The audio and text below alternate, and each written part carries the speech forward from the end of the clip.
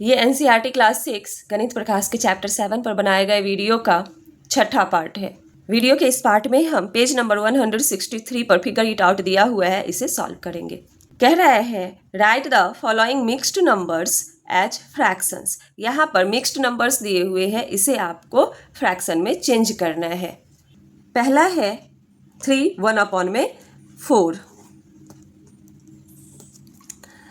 ये mixed fraction है। इसको जब हम इम्प्रॉपर फ्रैक्शन में चेंज करते हैं तो जो डिनोमिनेटर होता है उसको होल यूनिट से मल्टीप्लाई कर देते हैं। 4 × 3 और न्यूमरेटर को ऐड कर देते हैं, ठीक है, और डिनोमिनेटर नीचे आ जाएगा। 4 3 जा 12 + 1/4। 12 + 1 13/4, ठीक है। सेकेंड है 7 2/3।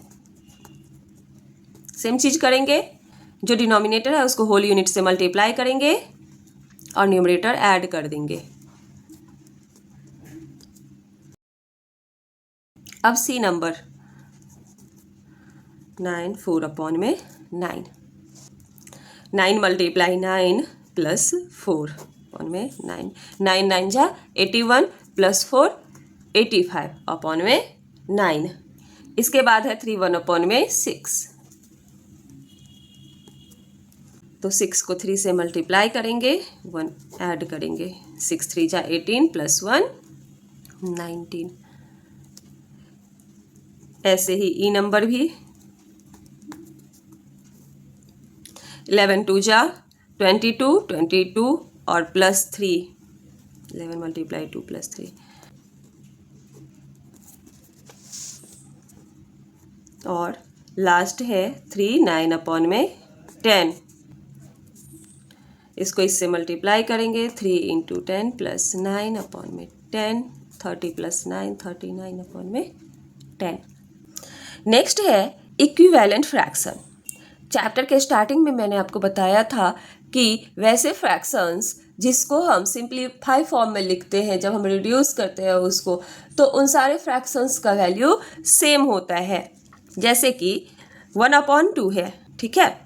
अगर इसके न्यूमरेटर और डिनोमिनेटर में हम सेम नंबर से मल्टीप्लाई करें, 2 से ऊपर 2 से नीचे, तो 2 1 जा 2 2 2 जा 4। ये जो 1/2 है और 2/4 है, ये दोनों वैल्यू जो है इसका जब सिंप्लीफाई करेंगे तो ये दोनों सेम ही आएगा, ठीक है। तो इन फ्रैक्शंस को जिसका वैल्यू सेम है सिंप्लीफाई करने पे, इसे हम इक्विवेलेंट फ्रैक्शन कहते हैं। जैसे देखिए 1/2 = 2/4 = 4/8। 2/4 को अगर सिंप्लीफाई करें तो 2 1 जा 2 2 2 जा 4, ये भी 1/2 आया। 4/8 को अगर सिंप्लीफाई करें तो दोनों में जो कॉमन होगा उससे डिवाइड कर देंगे। 4 है कॉमन दोनों में, 4 1 जा 4 2 जा, ठीक है। हाईएस्ट कॉमन फैक्टर से डिवाइड करेंगे तो 1/2 ही आया। तो तीनों फ्रैक्शन सेम था, तो ये तीनों इक्विवेलेंट फ्रैक्शंस है। अब फिगर इट आउट पे चलते हैं। पहला है R 3/6 4/8 5/10 इक्विवेलेंट फ्रैक्शंस Y। तो सबसे पहले हम इसको सिंप्लीफाई करते हैं। क्या क्या दे रखा है? 3/6 4/8 5/10। सबसे पहले 3/6 को सिंप्लीफाई करते हैं। सिंप्लीफाई कैसे करते हैं? दोनों में जो कॉमन रहता है, मतलब वैसा नंबर जिसके टेबल में दोनों आए, उससे हम क्या करेंगे? डिवाइड कर देंगे। तो 3 के टेबल में 3 भी आता है और 3 के टेबल में 6 भी आता है, तो हम 3 से ऊपर नीचे डिवाइड कर देंगे। 3 1 जा 3 3 2 जा 6 1/2 आया। अब इन दोनों के बीच में 1 के अलावा कुछ भी कॉमन नहीं है, ठीक है। तो जब 1 के अलावा कुछ भी कॉमन नहीं हो, इसी को हम सिंप्लीफाई फॉर्म कहते हैं। नेक्स्ट है 4/8। अब 4 और 8 दोनों 2 के टेबल में आता है, तो 2 से हम डिवाइड करेंगे। कितना आया? 2 2 जा 4 2 4 जा 8। अभी भी इसमें 2 कॉमन है, मतलब 2 से डिवाइड होगा दोनों, तो फिर से हम 2 से डिवाइड करेंगे। तो 2 1 जा 2 2 2 जा 4। अब देखिए 1/2 है, इसका जो कॉमन फैक्टर है ये 1 के अलावा कुछ भी नहीं है, तो अब ये सिंप्लीफाइड फॉर्म में आ गया। 5/10, तो ये दोनों जो है न्यूमरेटर डिनोमिनेटर, ये 5 के टेबल में आता है, तो हम न्यूमरेटर को भी 5 से डिवाइड करेंगे और डिनोमिनेटर को भी 5 से डिवाइड करेंगे। तो ऊपर हो जाएगा 1 और नीचे हो जाएगा 2, ठीक है। अब ये तीनों जो फ्रैक्शन है तीनों 1/2 ही आ रहे हैं। इसका मतलब ये जो तीनों फ्रैक्शंस था 3/6, 4/8, 5/10, ये तीनों इक्विवेलेंट फ्रैक्शंस है। ठीक है, अब इसमें रीजन भी पूछ रहा है, वाई। इसके लिए हम क्या लिखेंगे रीजन में, since 3 fractions have same value when simplified, so they are equivalent fractions। ठीक है, अब अगला क्वेश्चन है, राइट 2 इक्विवेलेंट फ्रैक्शंस फॉर 2/6। 2/6 के लिए 2 इक्विवेलेंट फ्रैक्शन निकालना है। तो इक्विवेलेंट फ्रैक्शन निकालने के लिए हमें न्यूमरेटर और डिनोमिनेटर को सेम नंबर से मल्टीप्लाई करना होता है। यहाँ पर आपको 2/6 दिया हुआ है, इसका 2 इक्विवेलेंट फ्रैक्शन निकालना है। तो 2/6 के न्यूमरेटर में भी 2 से और डिनोमिनेटर में भी 2 से हम मल्टीप्लाई कर लेंगे। 2 2 जा 4, 2 6 जा 12। पहला इक्विवेलेंट फ्रैक्शन ये हो गया।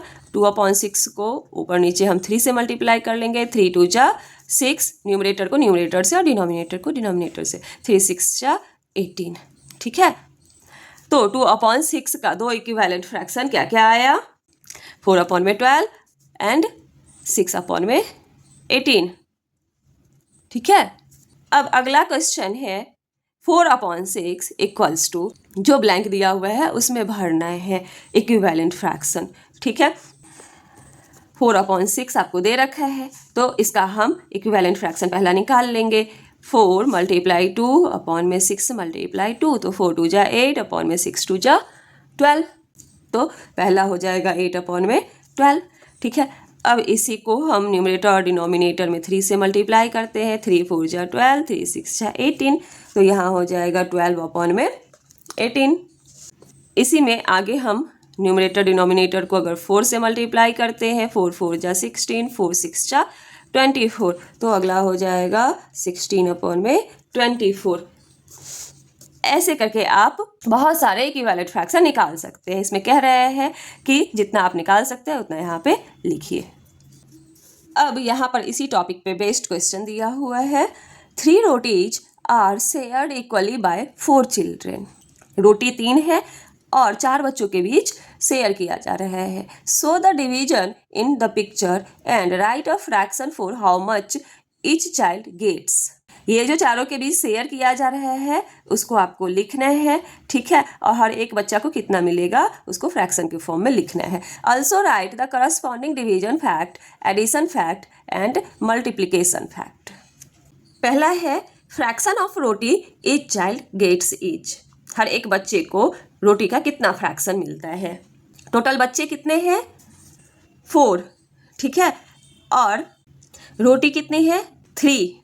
तो fraction of roti each child gets each. Number of children है 4 टोटल, और 3 रोटी को बांटना है तो 3 ऊपर, तो हर एक बच्चे को कितना मिलेगा, 3/4 यूनिट। ठीक है, इसमें अगला है division fact. Division fact, division fact में सेम चीज होता है। टोटल नंबर ऑफ चिल्ड्रेन है 4, तो वो डिनोमिनेटर में चला जाएगा, और 3 रोटी को बांटना है तो ये न्यूमरेटर में चला जाएगा। मतलब 3/4 इक्वल्स टू 3/4। अगला है addition fact.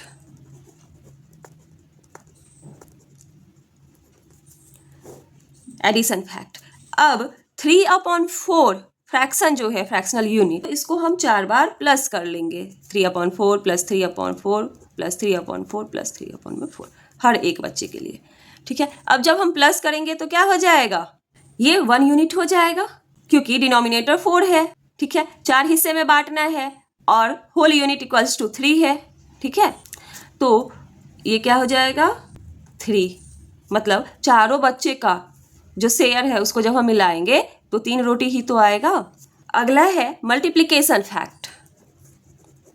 Multiplication fact, multiplication fact में क्या होगा, 4 बच्चे हैं, चारों को 3/4 फ्रैक्शन का शेयर मिल रहा है, ठीक है। अब इससे ये कैंसिल हो जाएगा, कॉर्नर कॉर्नर कैंसिल होता है, ठीक है, तो हो जाएगा 3। अब नेक्स्ट है draw a picture to show how much each child gets when 2 rotis are shared equally by 4 children. एक पिक्चर आपको ड्रॉ करना है ये दिखाने के लिए कि एक बच्चे को कितना मिलेगा जब 2 रोटी को 4 बच्चों के बीच में इक्वल इक्वल बांटा जाता है। 2 रोटी है, ठीक है, और इसे 4 बच्चों के बीच में बांटना है, तो टोटल 4 बच्चे हैं, ठीक है, और 2 रोटी को बांटना है तो ये न्यूमरेटर में हो जाएगा। तो each child get equals to, इसको जब सिंप्लीफाई करेंगे तो 1/2 आ रहा है। इसका मतलब कितना कितना होगा, हाफ हाफ करके सभी बच्चों को मिलेगा,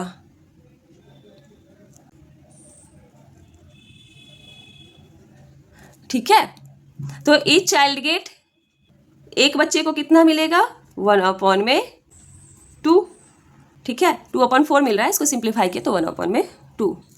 अब इसमें भी आपको डिवीजन फैक्ट बताना है, यानी कि एक बच्चे को कितना मिल रहा है, उसका एडिशन फैक्ट और मल्टीप्लिकेशन फैक्ट। तो डिवीजन फैक्ट तो यही हो जाएगा 2/4 इक्वल्स टू 1/2। एडिशन फैक्ट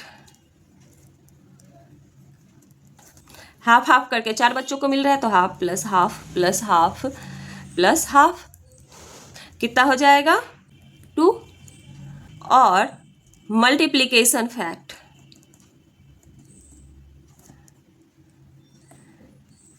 चार बच्चे हैं, 4 मल्टीप्लाई 1/2, हर एक को 1/2 पार्ट मिल रहा है, तो 2 1 जा 2, 2 2 जा 4, कितना हुआ 2, ठीक है। अब अगला क्वेश्चन है, Anil was in a group where 2 cakes were divided equally among 5 children. 2 cake है और 5 बच्चों के बीच में बांटना है, तो 5 नीचे आ जाएगा और 2 न्यूमरेटर में आ जाएगा। How much cake would Anil get, Anil को केक का कितना हिस्सा मिलेगा, तो अनिल को कितना मिलेगा 2/5 यूनिट, ठीक है। अब पेज नंबर 168 पे जो क्वेश्चंस दिए हुए हैं इसे हम वीडियो के अगले पार्ट में सॉल्व करेंगे।